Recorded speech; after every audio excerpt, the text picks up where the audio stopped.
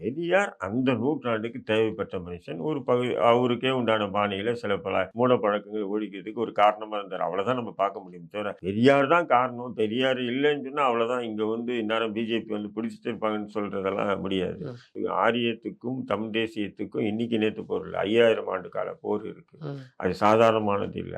எக்காலத்தையும் திராவிடத்தை வேணாலும் தோள்ல போட்டுக்குவானே தவிர, தமிழ் தேசியத்தை தோள்ல போடுறதுக்கு ஆரியம் தயாராக இல்ல இல்ல. அப்போ தமிழ் தேசியத்தை எக்காலத்தையும் ஆரியம் ஏத்துக்காது. அதே நேரத்துல இந்தியாவுடைய இறையாண்மைக்கு எதிராகவே தமிழ் தேசியத்தை பார்க்கும். ஏன்னு சொன்னா, தமிழ் தேசிய உணர்வுகள் மேலோங்க மேலோங்க அது வந்து இந்தியாவுடைய இறையாண்மைக்கு ஆபத்து இல்லைங்களா? தனிநாடு கோரிக்கை ம், இதுக்கு போயிடும். ம். அப்ப அதுக்கு உண்டான வேலைகள மத்திய அரசு வந்து அவங்க வந்து வேற்றுமையில் ஒற்றுமைன்றது தான் இந்தியா. இன்னைக்கு தமிழ் தேசியம் சீமான் பேசுறாரு. நாளைக்கு இது இந்த உணர்வு மேலோங்கி இது அதிகாரத்துக்கு வரும்பொழுது, நிச்சயம் அடுத்த கட்டம் அதுதானே போகும். அப்ப அதுக்கு எப்படி ஆரியம் வந்து இப்போ கைகூட்டி துணை நிக்கும்?